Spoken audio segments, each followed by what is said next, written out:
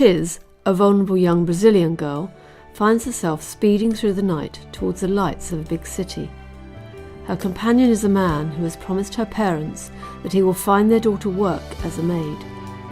What awaits her there is something different, however, and her life becomes increasingly fraught with danger, both mental and physical. Interwoven into this tragic and violent storyline is the account of a young doctor whose life and love affair in the south of England are in stark contrast to the dangerous, sexually abusive situation in which Tis finds herself. Yet their stories and that of their families become closely linked. You are listening to Tis from the novel The Garden of Sparkling Delight by Deborah Vaughan. Part 19. Reunion Delight. Yara, Tiz's friend, eventually arrives back in their village, where she tells Tiz's family what has happened. Carlos, Tiz's father, Davi, her young brother, and Yara then journey back to the brothel to bring her home. English trainee doctor Aidan realises that his hospital patient Tis is, in fact, the same girl he had met before. He is by her bedside asking her forgiveness for raping her in the brothel while on a holiday in Brazil some years ago. Then it was you who covered my face as I slept on the beach? She gasped, struggling to breathe and looking straight at him. Aidan stared down at his hands, too ashamed to look directly at her. Again, silence descended. This time it was he who eventually broke it. "It was also me," he said very slowly and quietly, still unable to meet her gaze. "Who gave you the other one, that dreadful night in the brothel. I didn't want to be there. My uncle drugged me and I bitterly regret it. Can you ever forgive me for what I did to you?" Tis looked at him steadily. Even in her weakened state, she could see how sad and desperate he was. Then she turned her face away and gazed out of the window. The first sunbeams of the day were stealing in through the branches of the tree outside, making a moving pattern of light and shade on her bed cover. Abstractedly, she glanced down at them, her fingers slowly tracing the trembling golden shapes. Without looking up, she said gently, "Yes, I forgive you.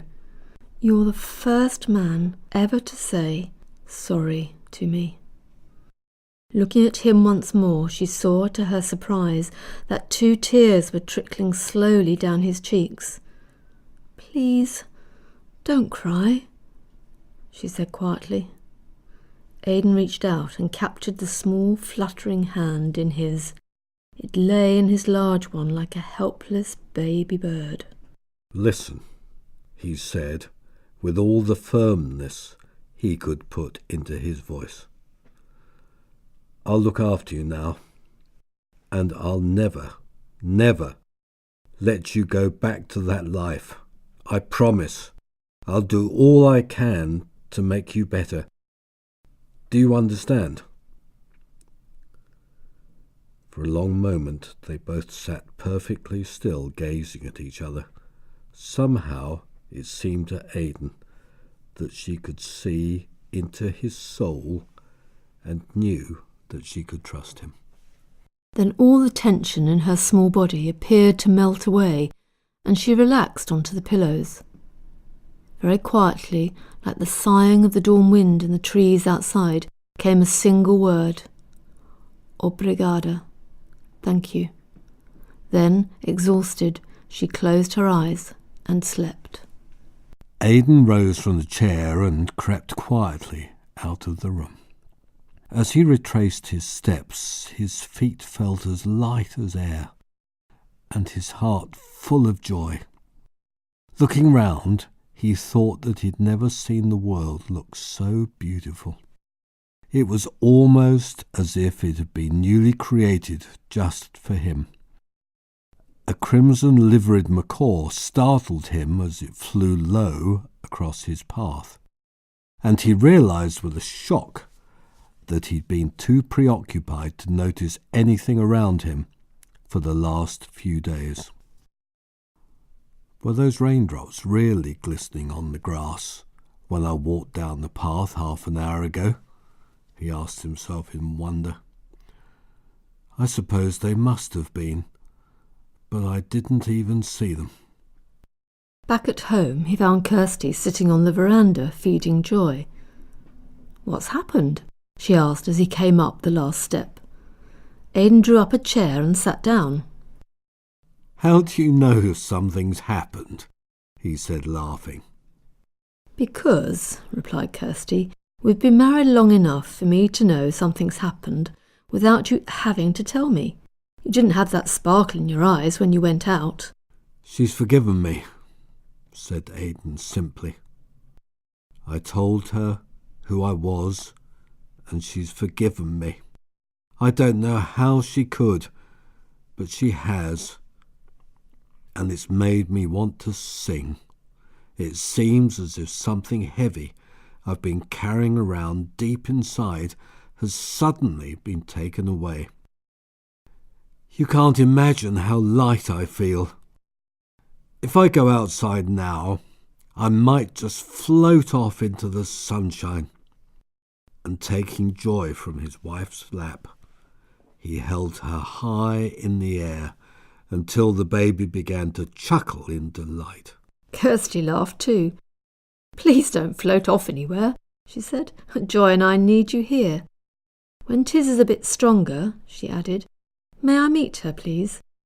There might be something I could do for her too." Darling, that would be wonderful, Aidan replied. Do you know what she told me, though? He said, suddenly sad.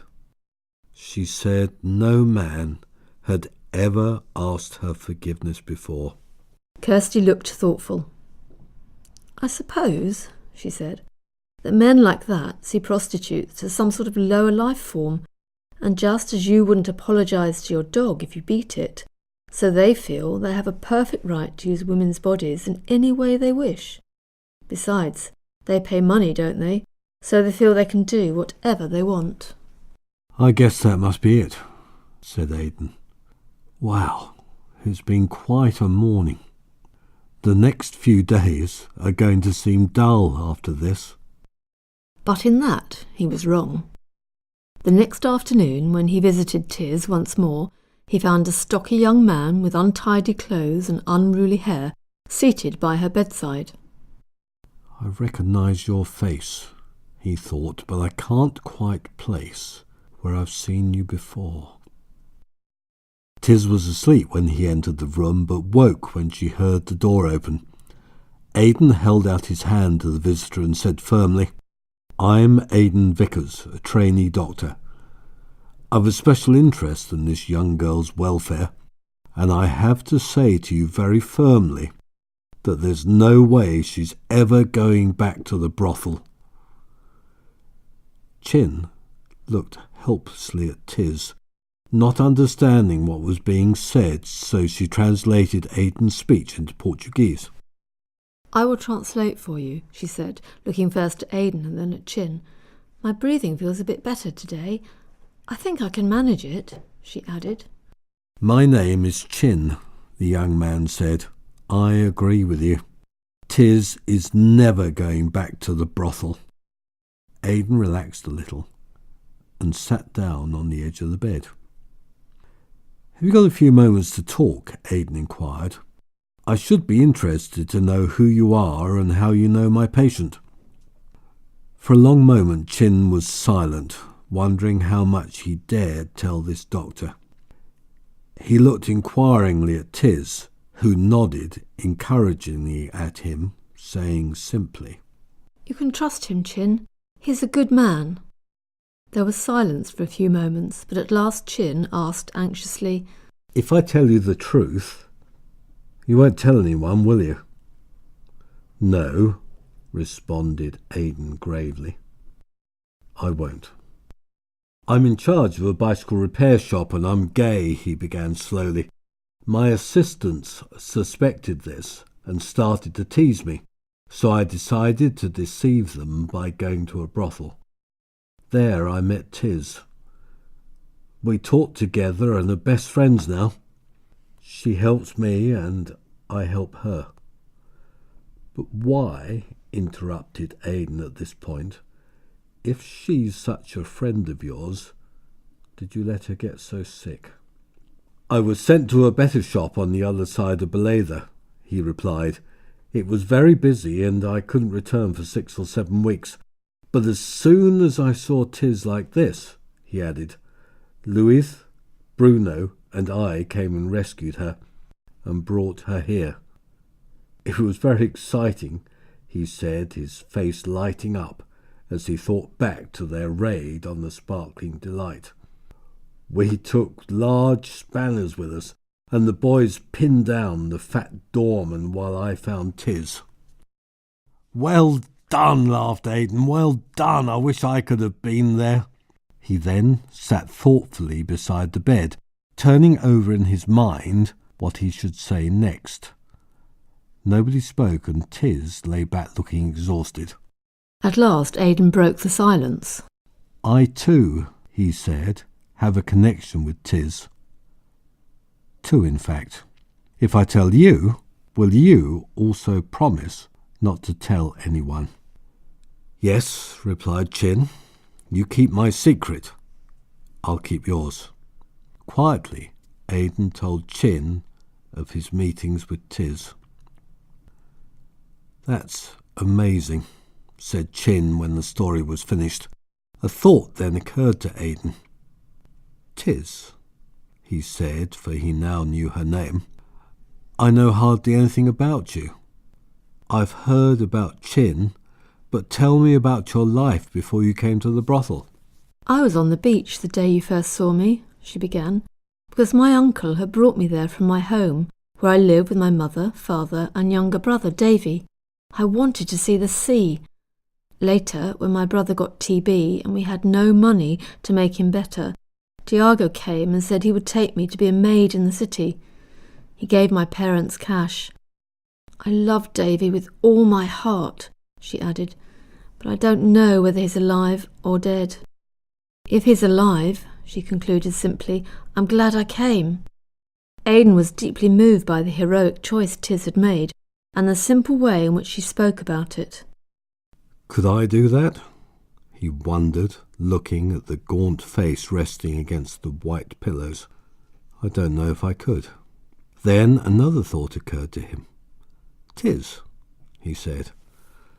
A couple of days before I saw you on the beach, our car broke down on the road and my mother gave some chocolate to 2 little girls who were peeping at us from behind a tree. Was that you too? Tiz's eyes opened wide in astonishment. Yes, that was me and my friend Yara. So we've met 3 times already, Doctor, she exclaimed in amazement. Not twice. Before Aidan could comment further, Chin interrupted, saying, I helped Yara after she escaped Tis. She hid in my workshop. It must have been about 7 or 8 weeks ago. I hope nothing bad happened to her on the way home, he added, looking worried. She was supposed to be fetching your father to take you away, wasn't she? Was it only 7 weeks? Asked Tis, amazed. It feels as if it was months ago. I miss her, she added simply. She's my best friend. Oh, Tis, Chin said, looking even more anxious than ever. She won't know you're here. What if she goes back to the Sparkling Delight with your father to find you? All 3 looked at each other in dismay. There's not much we can do about that, is there? Said Aidan. We can hardly leave a message for her at the brothel. No, said Chin, we can't. We'll just have to hope that somehow they find out you're here if they come. Aidan looked at his watch. "I must be going now," he said. "I have to get back to work. Shall I see you again?" "Yes," said Chin. "I shall get here as often as I can. Now I'm in charge of this new shop, I can leave it with Bruno every few days and come for an hour in the afternoon to see how Tis is doing." "I'm very pleased to have met you, Doctor," he said quietly as both men stood. "I'm glad we shall meet again." 2 days later, when Aidan popped into Tiz's room to see how she was, he found Chin sitting beside her bed once more. The two were sharing a packet of sweets which lay open on the coverlet. "You're looking better," he said to his patient in delight. Tis, who was sitting up in bed, smiled at him. "I feel it," she said. Aidan looked out of the window at the warm, sunlit grounds, and a good idea occurred to him. "Would you like to go for a ride in a wheelchair?" he asked. "It would get you out of this stuffy room for half an hour. There's a fresh breeze coming in off the sea, and it would do you good." Tiz's face lit up. "Can Chin come too?" she inquired. "Of course," replied Aidan. "We'll all go together, and then he can bring you back to the ward." So the two men gently lifted Tis into a wheelchair, and together the three of them set off. Tis gazed round her at the beautiful grounds. She'd been too ill when she'd arrived at the hospital to pay any attention to her surroundings. But now the sight of the tall, shady trees, the brilliant display of poinsettias, and the pink and white of the bougainvillea and frangipani caused a little spark of interest to glow in her face for an instant. When the path eventually wound its way up a short incline, and she had her first view of the estuary, however, she caught her breath. "Please, please, can we stay here and look at the sea?" she pleaded. So Chin parked the wheelchair by a bench under a large jacaranda and sat down beside it. Aidan, however, remained standing. "Tis," he inquired, looking down at her, "would you mind if I went and fetched my wife and baby daughter? My house is close by, and I know Kirsty would very much like to meet you." "I'd like that," she replied quietly. When Aidan arrived home, he found Kirsty in the kitchen doing battle with a large pineapple. She had just decapitated it, and her knife was poised to attack its knobbly skin when he appeared in the doorway. "Is something the matter?" she asked, looking up in surprise and lowering the knife. "You're home early." "Tis is in a wheelchair just down the path," he replied. "Will you come with Joy and meet her for a few moments? Can the pineapple wait?" he added, smiling. "Of course," replied Kirsty, putting the fruit back in the fridge and collecting the baby from her crib in the bedroom. When they neared the bench and could see the two figures gazing out at the view, she whispered to him, "Oh, Aidan, they look so forlorn. I do hope she'll get better." "Me too," he responded quietly. "That's Chin with her. He cares about her almost as much as I do." When they reached the seat, Kirsty bent over Tis and, taking both of her thin shoulders gently in her hands, said softly, "I'm glad to meet you, Tis. Aidan has told me so much about you. Can we be friends?" Tis looked up at her solemnly. "Yes," she said simply, "we can." Chin moved along the bench so that Kirsty could sit down, but Aidan, still standing, bent down and showed Tis the baby, who was asleep in his arms. The girl gazed at Joy for a long moment, then a look of indescribable pain passed across her face. "Tis, what is it?" asked Kirsty very gently. "What's the matter?" "I remember my brother when he was a baby," she replied sadly. "He looked a bit like Joy. I miss him so much, and I don't even know if he's alive. I do wish too that I knew where Yara is. She promised to come back, and I was sure she would. Perhaps something dreadful happened to her on the way home," she added fearfully. At that precise moment, something truly remarkable happened. For glancing up, Aidan noticed 3 figures stumbling towards them along the path from the hospital. As they drew nearer, he could see that the group consisted of a tall, stooping man, a young woman, and a boy of about 9 or 10 years old. All 3 walked like people who were tired to the point of utter exhaustion. "Tis," said Aidan sharply. "Look down the path. Do you know them?" Tis turned her head and cried out, "Papai, Davy, Yara!" At the sound of her voice, the 3 began to run, but it was the little boy who outran them all. Arriving breathless and panting, he hurled himself onto Tiz's lap and flung his arms round her neck. "Tis, my Tis!" he cried. "I've found you at last. I'm never going to leave you again." Aidan and Chin stepped forward to meet Carlos and Yara. "You must be Tiz's father," said Aidan, holding out his hands in welcome. "And you must be Yara. You made it, then?"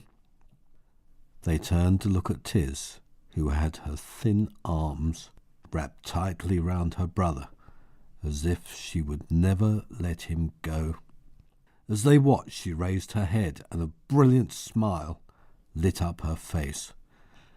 It was like watching the sun come out after days of cloud and rain, unexpected and radiant. Carlos gave a sigh of pleasure at the sight and collapsed exhausted onto the bench, but Yara remained standing, almost too weary to make the effort to sit. Aidan and Kirsty looked at each other. "Darling," said Kirsty, "I think this is all a bit too much for Tiz, and these 3 are obviously hungry and exhausted. Let Chin take her back to her ward for an hour's rest, while I feed the 3 of them, and then I'll bring them down to see her." It took a lot of persuasion to get Davy to agree, but eventually, after Tiz had explained to him what was going to happen, he reluctantly released his hold on the wheelchair and consented to go to the house, while Chin wheeled the patient back to the quietness of the ward. Taking Davy by the hand, Kirsty led the way back up the path. Once she'd settled them in the sitting room with Aidan and the baby, she went quickly into the kitchen to expand the evening meal to feed 3 more mouths. "I don't think I've ever seen people so hungry and tired before," she thought as she bustled about laying places and willing the rice to cook extra quickly so that they could be fed as soon as possible. A few moments later, Yara came into the kitchen. "Where will you stay?" inquired the ever-practical Kirsty. "I don't know," replied Yara in broken English. "Carlos must go home tomorrow to keep his job. Davy and I will go as well. We have no money to stay in Baleda," she added sadly. "You could all sleep on the porch, if that would help," suggested Kirsty. "Then you'd be near Tis for the rest of your time." "That would be good," said Yara gratefully, and went to tell Carlos and Davy the news. Early next day, Kirsty made a big breakfast for her 3 guests, and then she, Aidan and Joy accompanied the others back to the ward. They made their way down the path, a sad little group, facing the pain of a parting that might be forever. Tis was awake and greeted them with a smile of welcome. "Tis," said Carlos, trying to keep the anguish out of his voice. "We have to go now, or I shall lose my job. As soon as you're better, I'll send you money to come home." "I understand, Papai," replied Tis miserably. "I wish I was coming too. I miss Mamai so much." Suddenly Davy spoke in a loud, clear voice. "I'm not coming. I'm staying here with Tis." And marching to the metal rail which formed the head of the bed, he grasped it with both hands. "I'm not going to leave ever," he announced fiercely, and burst into tears. Nobody moved. They all gazed at the determined little boy, clinging like a suffragette to the railing as if his life depended on it. Aidan and Kirsty didn't even need David's speech translated. It was obvious what he'd said. Why don't Yara and Davy stay with us for a while? We could probably get Yara a job at the hospital, and Davy could help me, Kirsty said impulsively. She looked at her husband for confirmation, surprised by her own reaction. "That's a good idea," he replied, smiling. Tis translated what Kirsty had said, and the next instant the boy hurled himself across the room and hugged her ecstatically. "Obrigado! Obrigado!" he cried over and over again. Then returned to the head of the bed. He stood up very straight, looked at his sister and announced firmly to them all, "I'm here now, Tis. I'll care for you, and I won't let anything bad happen to you ever again." "Come with me now, Davy, and you too, Yara," said Kirsty, smiling at his ferocity. "We'll let Carlos say goodbye to Tis by himself." Quietly they went out, and father and daughter were left on their own together. Gently, Carlos bent over the emaciated body of his beloved child. He dared not trust himself to speak. One word he knew would bring his searing misery to the surface in a torrent of weeping. He took Tis in his arms and gave her a long, fierce hug, then turned, quickly making for the door. There he stopped and looked back at her one last time. She lay there, large eyes fixed pleadingly on his face. A small scrap of rubbish, washed up on the shore of a hostile world. Turning, he stumbled down the path and through the hospital gates, his eyes blinded by tears. Outside on the road, people and traffic surged round him in the relentless cataract, filling the air with noise and petrol fumes. But deep inside him, his heart was breaking, for somehow he knew he'd never see his beloved daughter alive again.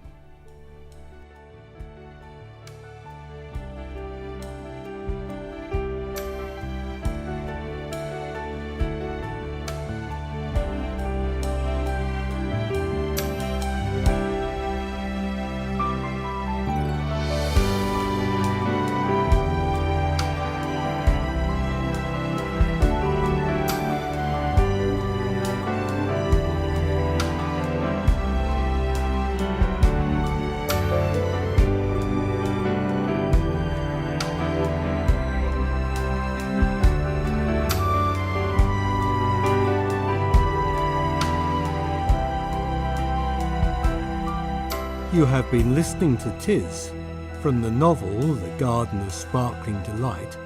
You may find more information by searching the web for The Garden of Sparkling Delight.